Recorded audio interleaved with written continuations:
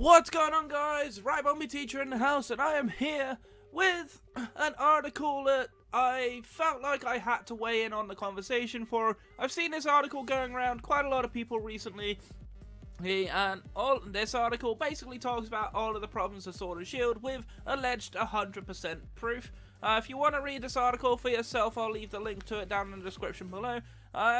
It's very controversial, I'm not gonna lie. I think this article has a lot of issues. The person making it, I believe the name is Torotu, something like that. I don't know how you pronounce it. But I saw it come up on Reddit, and I thought, you know what? This needs to be talked about, because there's too much nitpicking going on. I do want to apologize, there is no webcam. Unfortunately, I had a bit of an incident with my glasses where I tried to open up, and sadly they've fallen apart. So I'm actually having to do this without my glasses on, which is quite hard for me to see. So I'm going to have no webcam for the foreseeable future, because you'll literally just have me staring quite close to the screen to be able to try and strain to read, because without my glasses on I actually can't read very well. So, bit of a bind. But we'll muddle through, we'll keep going, and we'll see what happens. Alright, so I'm not going to read the whole thing out and anything like that, but I am just going to talk about little bits of it. So the first point they mention is Dexit. Now, Dexit, for those who are not aware, some call it Bring Back National Dex. Game Freak had decided they were going to cut a lot of Pokemon from the Dex in order to better improve the game in terms of animations and various things like that, which they talk about that was the excuse of them to give them better graphics. But this particular Redditor says the game's complete BS, the game polish is worse than ever, and the models seem to be somewhat edited XY models. Now, to be brutally honest with you, this is completely misinformed.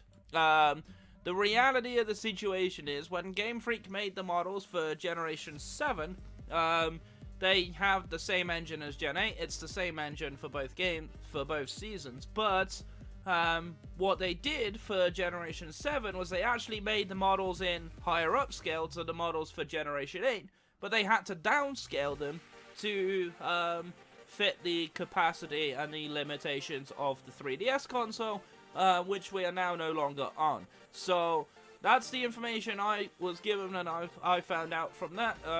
This actually came from someone on Twitter. I believe it was someone who is related to creating these games, but yeah, that is how that situation is. So they're not edited XY models. XY was a different engine completely, so this is completely false. So this guy, so-called offering 100% proof, kind of doesn't have any proof at all. This is basically a bandwagon from Twitter. This is basically bandwagoning from the Dexit movement from E3 back in June. With the fact that you haven't got over that certain Pokemon are being cut from the game kind of embarrasses me, I'm not going to lie to you. Now, I'm not going to lie, I was originally bummed about it at first. I was like, oh, well, what if some of the Pokemon I really like get cut from the game? You know, what if Rabombi's not in the game anymore, which is my mascot, you know? Thankfully, Rabombi is in the game, but that doesn't really appease the fact that quite a few of my favorite mons are not in the game. But when I do my first playthroughs of any particular game, I tend to use the new stuff. I want to learn about the new Pokemon. I want to actually try and use new stuff. I'm not that concerned about the older Pokemon. And yes, it sucks that we're not going to have all of them in the game, but it doesn't matter, right? The fact is, it's still going to be a game. I've been a Pokemon fan for over 23 years. I'm not just going to stop just because some Pokemon aren't in the game. So, if this is a problem to you, if this is a deal breaker to you, don't buy the game. That's fine, right? No one's gonna say otherwise. Alright.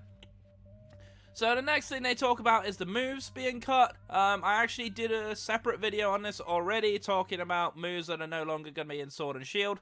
And this does talk about Hidden Power, Return Frustration, and Pursuit, which are the big changes. I did talk about them in depth in my other video, so I'm not gonna go over them here. But removing these isn't a bad thing, right? Hidden Power was kind of seen as like the free pass in a way to get a coverage move for something to check a Pokemon it otherwise wouldn't be able to.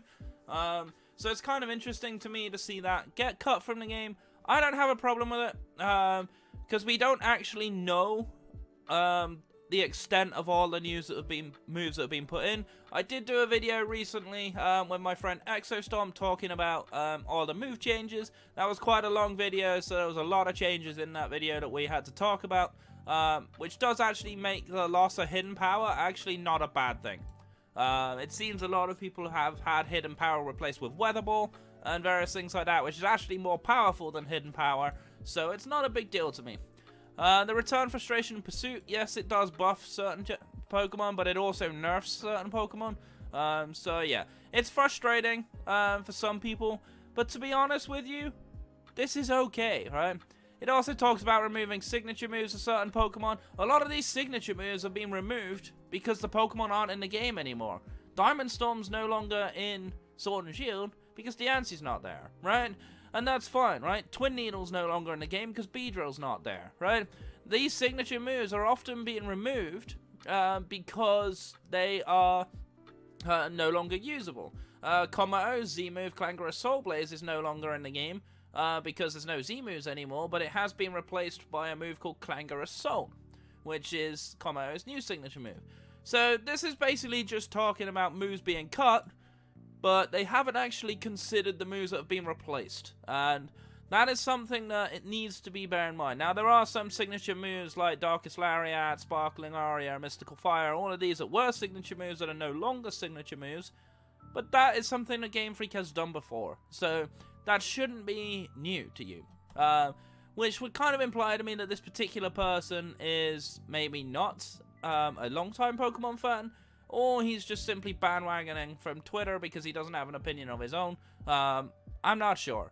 But the way this article is being written so far from what I've seen, it's kind of a bit annoying. Alright, next thing he talks about is the fact that it's a short game, and apparently the first streamer who played it beat the story in 14 hours. Most people clocking in between 16 and 20. Now, this is normal for a story, right? You don't want stories to be 40, 50 hour long stories because it drags on and on and on, and a lot of gamers, particularly young gamers that are in the Pokemon franchise, probably would not want to spend that much time playing a Pokemon game. Certainly not the story. One of the things that stands out to me is throughout every single age group that plays Pokemon, I know people my age that play it. I'm 27 if you're wondering. People older than me play Pokemon. And a lot of us have jobs or school or various other things that we do, and we don't have a huge amount of time to be gaming. So having long stories doesn't matter to me. What's cool about Sword and Shield from what I'm seeing is how focused Game Freak are becoming on building a competitive scene, which is basically the post-game, right? The competitive area and the competitive aspects is going to be the post-game, because think about it, if you've played the story of the game and you're still playing the game, there's probably a huge chance you're a fan of the game, and there is a huge chance that you might be a competitive player, you might be a shiny hunter, you might be many other things that you can do in the game that is post-game related. So the fact that it's a short story, this isn't new, this is normal. You know, I beat Ultra Sun and Moon in about 5 hours. There were some people that beat it faster than me, some people beat it quite a bit slower. You know, Sun and Moon took me a little bit longer because I didn't know the Alola region that well at the time. But yeah, like certain stories are not that long. Now, this guy talks about 14 hours having skipped trainer battles. I mean, his story is around about 15, 16 hours, maybe 20 at best, which is fine for me. That's a normal kind of story time. This is not a short game at all. This is standard for Game Freak, so I don't know why you're complaining about a short game. Reddit poster. Alright, the next thing, 4 and 5 is kind of the same thing, talking a lot about the graphics. I get fed up with people whinging about graphics, I'm not gonna lie to you. The graphics themselves, yeah, they're not great, I'm not gonna lie, right? Some of the graphical issues are a thing. But I have never played Pokemon specifically for graphics, right? I played Pokemon Green back in 1996, where the sprites were completely terrible. They weren't really sprites at all at the time. They didn't even look like the Pokemon they were supposed to be, and various things like that. But I never complained. I still played because of the adventure, I still played because of the experience, I still played because of all the Pokemon designs, and things like that. And that is very much the same thing with Sword and Shield. Now, I'm not gonna lie to you, the overworld for Sword and Shield is the single best overworld in a Pokemon game ever. So if you're complaining about graphics in these games, a lot of the graphics complaints came from the trailers, right? The early game demo trailers where things weren't finished, they weren't textured, or anything like that, and people were trying to compare it to Legend of Zelda Ocarina of Time from 20 odd years ago, right? It's ridiculous, right? If you're playing Pokemon for the graphics, you're not a Pokemon fan, in my opinion. And I'm not saying anything against people that hate on the graphics. That's fine. If you're not a fan of the graphics, that's okay, right? And the reality is, they talk about the Switch being powerful enough not to be locked for a 30 FPS game. Game Freak had typically not worked on more than 30 FPS games anyway, and that's fine. To call it a disgrace for not using better technique, I mean, let's be honest here. Game Freak have never been graphical experts. That's one thing that they haven't done. But the new Pokemon designs look amazing. There's a lot of really cool ones that I can't wait to try out. There's some off ones, but that's my personal preference. The only thing that really does stick to me is about the resizing from Let's Go Pikachu and Eevee. That is not actually in Sword and Shield from what we've seen so far, and that's fine. Whatever, it's the way that Game Freak wants to do. And he does talk about graphics being a long-standing issue, so why are you complaining about it? You know it's an issue, and this isn't new for Sword and Shield. This has always been the same. Right? Next thing he talks about is the animations. Kind of interesting to me that he talks about they're shoddy as ever. We haven't seen all the animations yet. We don't know what Game Freak's hidden up its sleeve, right? There could be some absolutely epic animations for moves that we haven't seen yet. So the fact of the matter is, you're saying there's extremely lazy animation all over the game, from normal attacks to key moments in the game. Right. I do not want crazy animations for Tail Whip, or for Tackle, or for Growl. You know, I don't care, right, about crazy animations on basic attacks, right? You don't need them. So stop whinging about normal attacks not having epic animations, right? You know, such as the encounter with the box legendaries. I haven't seen that yet. This guy is either watched a streamer play it or has listened to bandwagoners on Twitter. Whatever.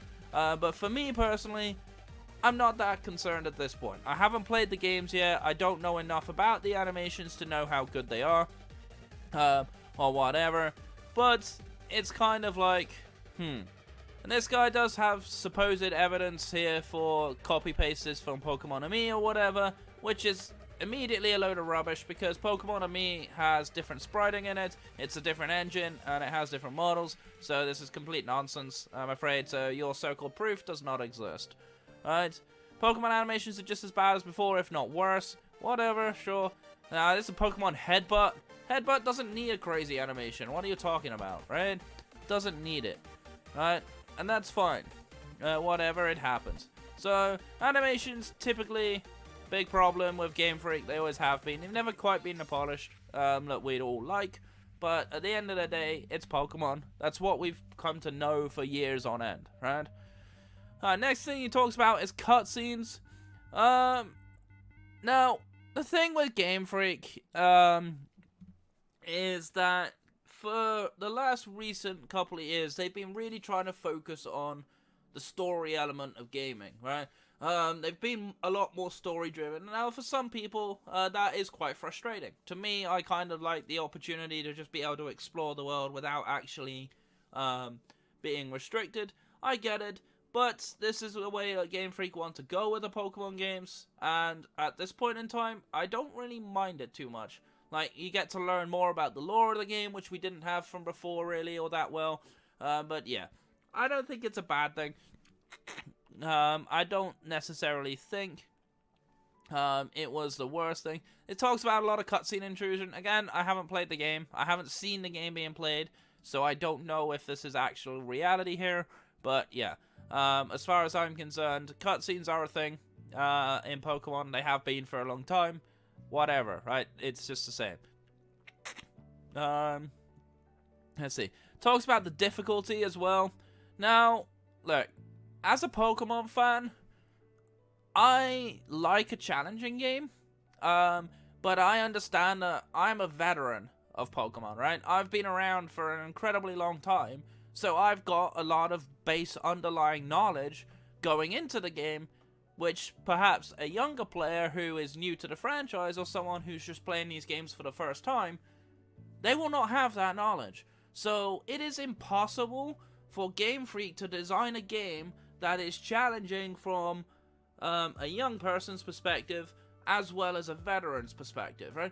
It's impossible, because how do you appease the top players without making it too hard for the younger players, or how do you appease the younger players without making it too easy for the older players? It's just not going to happen, right? So if you're expecting the difficulty to be extremely high, you're probably not understanding the fan base of Pokemon here, right?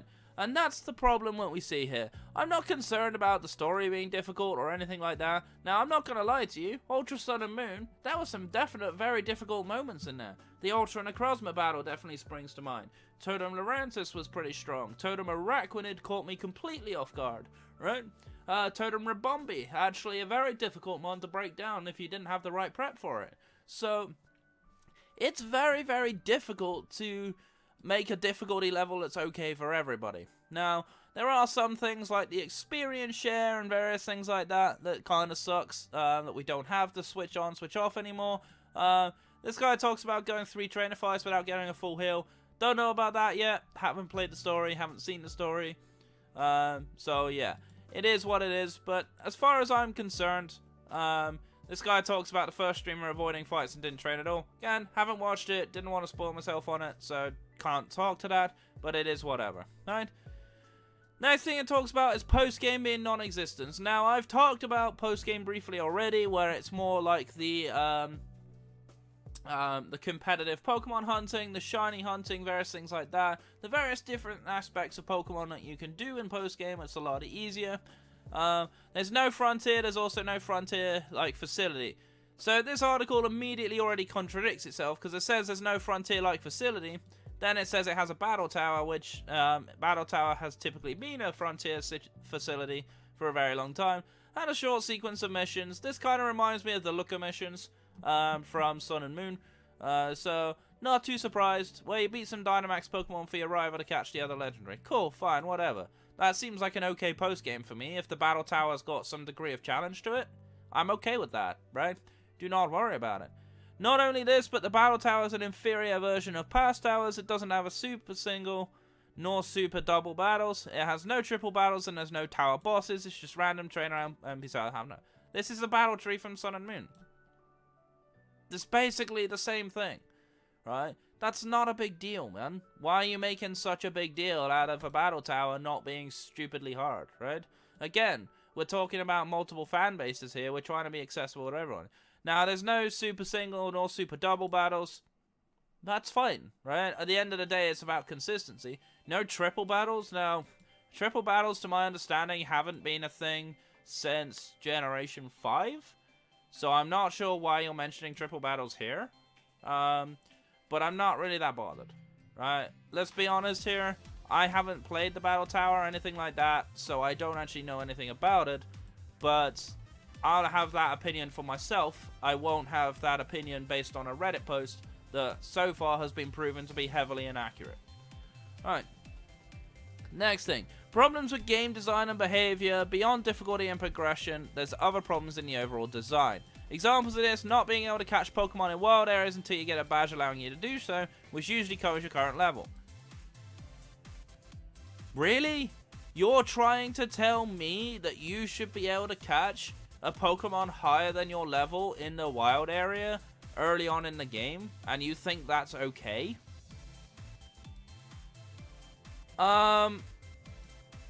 This is not a problem with game design. This is actually good game design, because this just actually forces you to actually use other Pokemon, and that's okay, right?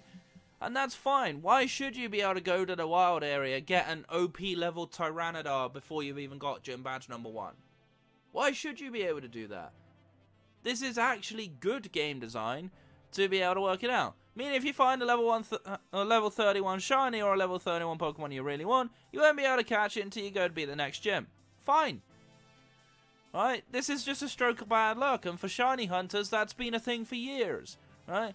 For shiny hunters, this one's going to be really important. You cannot see if your Pokemon's going to be shiny or not in the overworld. This is actually proven to be false in the max raid battles. There was actually a clip going around on Twitter where someone encountered a shiny Gyarados. You don't actually generally see it until you enter the battle, which is what he's complaining about here. But that's fine. Right? Why would you want to see a shiny in the overworld? Right? That kind of... it kind of makes the shiny hunt a little too easy in a way. Like, you actually have to encounter the Pokemon, which has been the norm for a lot of Pokemon games for ages. Let's Go Pikachu and Eevee was the exception to that, but it's not necessarily the rule. So this guy's basically just wants shinies in the overworld, which is what Let's Go Pikachu and Eevee had, and he's complaining that it's not there. Not care. This means that on top of the potential battle limit, you got this potential problem. What? That you have to encounter Pokemon to know if they're shiny? That's not a problem. That's been normal for Pokemon for many years now. So, get over it. Simple as that. Right? Remove past features with virtually new additions. Seems like this is a mainstay in Pokemon. Removing older features so they become one-of-time gimmicks, but unlike earlier titles, this new game doesn't add anything new except Dynamaxing, which is limited to gyms only. So, you're basically saying that past features like Mega Evolutions and Z-Moves are gone, and you don't consider Dynamaxing a new feature. This is actually not even true anyway, because you've got the new features including the new items, you've got new features including the curry, Pokemon Camp, you know, you've got things like the box being everywhere now. There's a lot of new mechanics in the game that you're not talking about here. Which... honestly, I'm not gonna lie, it just shows a very close-minded and lack of respect completely. We actually see a lot of these new features in Game Freak's own trailers, right? Game Freak have been putting trailers in where they're talking about the new features. Yes, they removed some of the past features, but some of the older features are back in new names, right? We have Surprise Trading, which is the new term for Wonder Trading, which we've had for a long time, and various things like that. So, the reality of the situation is, this first whole point is complete rubbish. Right? Pretty much one-time gimmicks, that's how Pokemon keeps going, right? Different gimmicks for different regions is how Pokemon have been doing things for many years. I talked about the triple battles, rotation battles being a Gen 5 thing, then Gen 6 we had Mega Evolution, Gen 7 we had Z-Moves, and this gen we have Dynamaxing. It's been the same thing for over a decade, and you're only complaining about this now. Not gonna lie to you, this is ridiculous to me. Straight away, this is kind of ridiculous. Next thing they talk about here is the fact that there's no scaling of the models. They're exact same size as X and Y. Sure, whatever. Giving them more plausibility that not actually redoing the models, which is rubbish. We already established that. That's a bunch of rubbish. Now, these are kind of... I'm not really that concerned about, right? I just want to see the Pokemon. Any arguments against this are thrown out of the window when Dynamaxing exists, since the models seem to be edited, XY models, which we know they're not, we've already established that, then the Pokemon remains. So, they're talking about the non-scale model, and here's a scaled model, not really a big deal. It's talking about releasing for a Switch game for the GameCube. This guy is just bandwagoning off Twitter at this point, not really that care. No GTS, which hasn't been a thing for a long time. GTS is not actually a good thing for the game anyway, so don't really mind the fact that this is actually gone. You know, you're not going to be able to trade your level 96 Caterpie for a level 100 Giratina anymore, which is what, believe it or not, you could do on a GTS. Various things like that, not really bothered. Don't really care, right? GTS was not a good thing for the game, so I'm not going to talk about it anyway. A $20 price increase for less content than earlier 3DS games with subpar graphics and removal of features, and overall shoddy release for a higher price point. I hate to tell you this, but removal of features, they've been put other features in. Overall shoddy release for a higher price point. Now you've got to expect price increases over time anyway. We are on the Switch now, which is a more difficult console and a more expensive console to build for. So, the reality is they're going to make the money back anyway, but this is normal, right?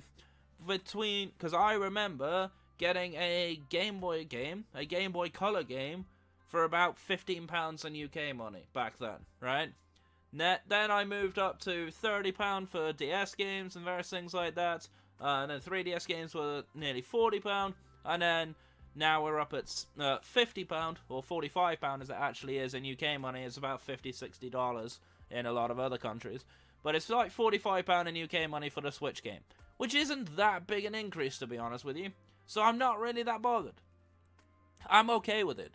So, the fact there's so-called less content than earlier 3DS games, that remains to be seen. We don't actually know that yet. So, this guy seems to think he knows everything about the game when he actually doesn't seem to know that much. So, yeah. As far as I'm concerned, this is normal gaming industry standard. You should expect that. This isn't a negative for Sword and Shield. Right? Performance, game is locked to 30 FPS. We've already talked about this before. While that's not a big issue by itself, finally he actually got something right. This is coupled with, slowdown at certain moments, such as the Dynamaxing. We know that Game Freak games have typically lagged at certain points. We had it a lot in the Sun and Moon games and various things like that, particularly when terrain and weather were set up. That definitely caused latency in the games and things like that. That's normal. Moments with Dynamaxing, drop FPS to the floor, or turn the game into a slideshow for a while. Again, I haven't seen evidence of that. I don't know anything about that. So, as far as I'm concerned, not really sure about that. A game with shoddy graphics running at 30 FPS rates. This guy's still harping on about graphics. He talked about graphics all the way up here, right? And he's still banging on about graphics right the way down at the end of his points, right? And that's whatever, right? As far as I'm concerned, he obviously doesn't know how games work, or he doesn't know how games are coded or anything like that, because he clearly has no understanding when he's talking about this.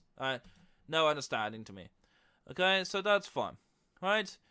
Game-breaking bugs. I'm pretty sure there's not going to be game-breaking bugs on release, but hey, game-breaking bugs. There's now reports of the game freezing and crashing.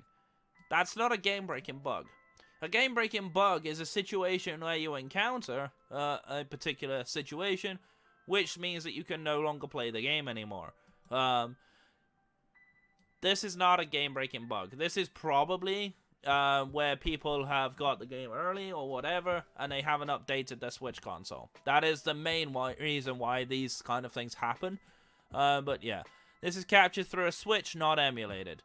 Again, probably not got your Switch console updated.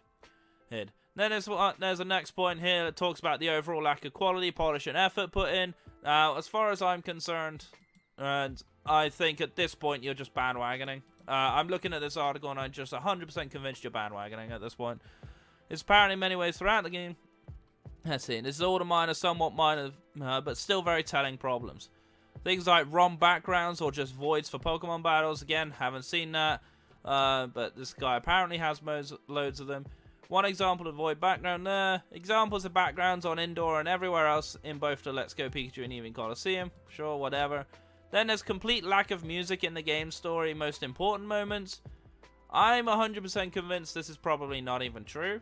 But, of course, when I actually play the games, we'll find out. Starters are also shiny locked. Not a big deal. Not gonna lie to you. Shiny locking has been a thing in Pokemon since shinies have existed. So, not really that big a deal.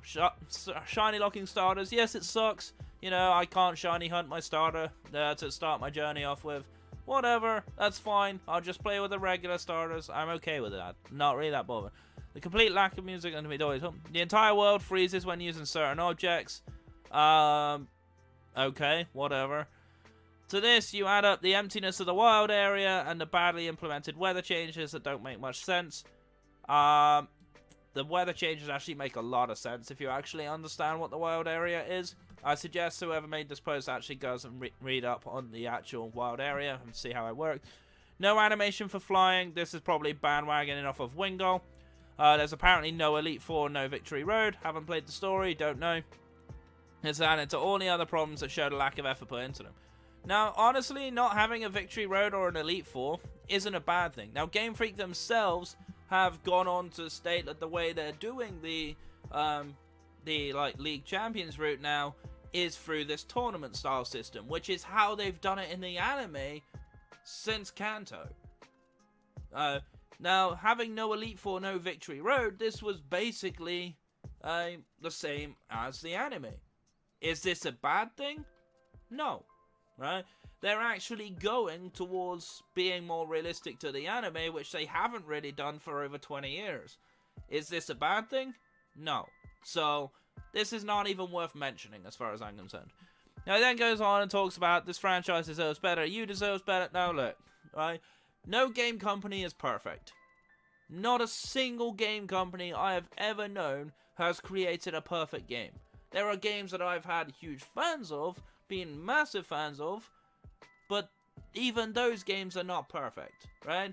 So as far as I'm concerned, this is kind of just deriding Game Freak at this point. These games are not only a huge step down from earlier titles, again, this is opinion, this is purely subjective, but it goes beyond what used to already be barely tolerable standards to way below standards. Again, subjective.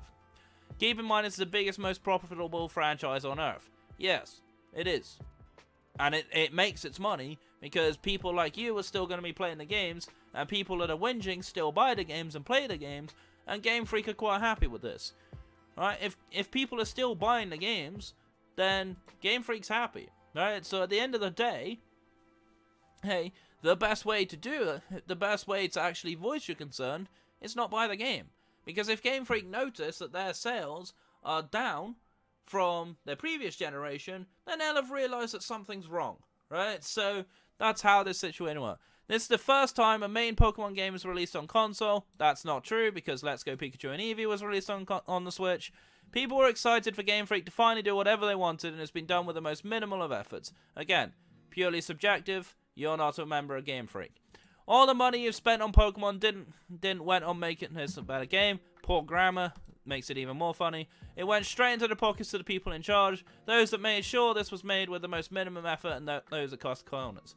Now, admittedly, this actually came up from when I was watching a Lockston and Noggin video recently. They do have a budget for their games, and that's how they've always done it, and that's what they do. Now, to say they cut corners or whatever, Game Freak have always done that.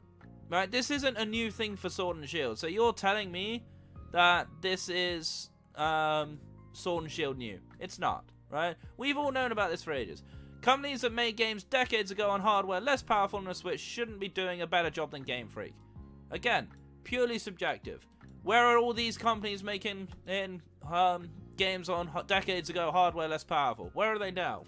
The majority of them are not making games anymore, right? So you're talking about this doing a much better job, which is again subjective, purely opinion. And companies doing work in the Switch have completely obliterated Game Freak when it comes to developing a video game. Again, subjective, right? The way, hey, games are often judged is on how well they sell. Right? Now, when I think about Zelda Breath of the Wild, yes, that game had amazing graphics, but Zelda has needed to have amazing graphics. That is kind of the selling point for Zelda. It's not really the selling point for Pokemon. So that's something to bear in mind. Keep in mind that your purchase of the game's causes this. Continue the yearly release cycle, all it makes the games rushed. Again, I'm fed up with seeing this. I actually had a go at somebody on Twitter, I think it was yesterday or the day before, because they were talking about the game being rushed, and they were saying the game should have been delayed a year. Game Freak have put themselves on this yearly release cycle to keep them fresh and keep them going.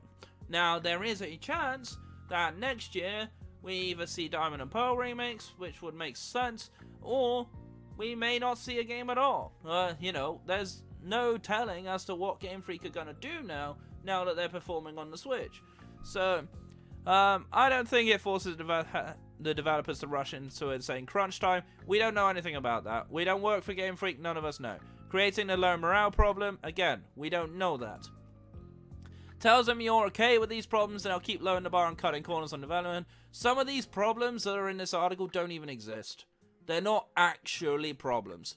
These are just you not liking some of the changes that Game Freak make, right? Your money will continue going to pockets of people responsible for these problems. You know what? At this point, this just kind of makes me laugh. Because at the end of the day, We spend our money on Pokemon games because we're Pokemon fans, and we invest into the franchise. I've been invested for 23 years, and I'm not going to stop now just because one person on Reddit makes an article of all the things that he doesn't like about the game that are not inherently problems with Sword and Shield themselves, okay? I implore you to be a smart Pokemon. I've played Pokemon since I read, ever since I was a child. No, you haven't. I can immediately tell, based on some of the things that are being said in this article, that you have not been playing Pokemon since Pokemon Red. Right? I can no longer support this franchise. Fine, then don't. Right? Don't make a Reddit post whinging. Just don't play the game. Don't buy the game. Don't support the game. Don't even talk about the game, right? Because at the end of the day, criticism is okay, but just bashing a game because of things that you don't like is ridiculous to me. I probably won't buy a Pokemon product ever again if this is going to be how they're going to treat the games and its fans. Fine. Don't. Right? And I'm sure all the people that are excited for the game and all the people that actually want to support Pokemon will be more than happy to buy in its franchise and will be more than happy to see the back of you. Now, I hate being negative and I hate saying things like that, but at the end of the day, I just don't have a choice. Right? This guy is clearly just sad. And it's a shame to see these kind of things happen. But at the end of the day, like, when I'm looking at all of these issues, like, this is not an issue, Dexit. Yeah, move cuts are not an issue. Move cuts and replacements have been a thing for years. This is not an issue. Alright, short game, that's not an issue. So the first three already are not even issues. Graphics are mediocre. We don't play Pokemon for graphics, so that's 4 and 5 gone. That's 5 points gone. Animations, we've all had gripes for. I'll give that one as a slight issue. Cutscenes and restrictions, again, not really an issue to me personally. That's just how Pokemon have tried to go for the games to cater for a younger audience. That's fine, no problem. Post-game is non-existent. This is actually proven to be not true. He even contradicts himself in his issue. So at the moment, I only see one issue, which is animations. Problems with game design and behavior. Again, the examples he lists here are not actual game design issues, so this one's not an issue. Removal of past features, they've actually been replaced with other features, so that's not an issue. No GTS, not even a remote issue. I've never seen anyone complain about it. $20 price increase, that's normal for the gaming industry, not just for Sword and Shield. The performance one, minor issue, but again, it's minor. You're probably not even going to notice it when you're actually playing. And the game breaking bugs have already been proven to not exist. This from what I've seen. So at the end of the day, of all of these issues on this Reddit post, there's only minor ones like animations, cutscenes is a gripe for some people, that are actually probably genuine issues. So, I think that's all I really have to say. That's all I've got to weigh in on the conversation at this point. That's just going to be my opinions. So, if you agree with me, that's fine. If you don't agree with me, that's also fine. You know, everyone has their own opinions. But, either way, I'm going to leave it here, so I'm going to get on out of here. My name is Rabombi Teacher. I'm in coach of the Royal Bomber for Bombis. Stay safe, stay awesome, and I'll see you guys next time. Take care. Alright guys, real quick, I just actually want to add this on to the end of this video because at the time I recorded the last video I actually didn't know this information, but there's actually been an update to all this so-called evidence with all of these things, with all of the stuttering issues and various other things like that, where the streamer that was actually mentioned specifically in this video has actually been confirmed to have actually hacked the game to actually make all this a thing. So the first streamer that actually allegedly played the game and had all of these issues, apparently what I've heard from this rumor is they actually had over 900 Master Balls and whatever, which is clearly hacked, and various things like that. So there's a lot of hacking going on in the game, which meant that a lot of these issues are happening, particularly noting these game-breaking bugs over here, which is one of the big things that was talked about in this article. There's a lot of things that have come to light about this. I will leave the link to A-Drive's video that I just watched, actually, at the time of recording this, that actually talked about all of this. I'll leave that link in the description down below for you to look at and for you to watch, because it really caught me unawares. Definitely caught me by surprise. But yeah, that is basically how it is. So I just wanted to add that little bit onto the end of this video, so you guys could actually learn about where all of these issues came from. But yeah, Either way, I'm not going to show you any clips or anything like that of the actual evidence of the hacking. I'm going to let you go find that for yourselves. But yeah, just thought I'd make that very clear because I did not know this at the time of recording the original video, and I did have had to edit it on as of uploading. So yeah, thank you guys again for watching, and I'll see you guys next time. Take care.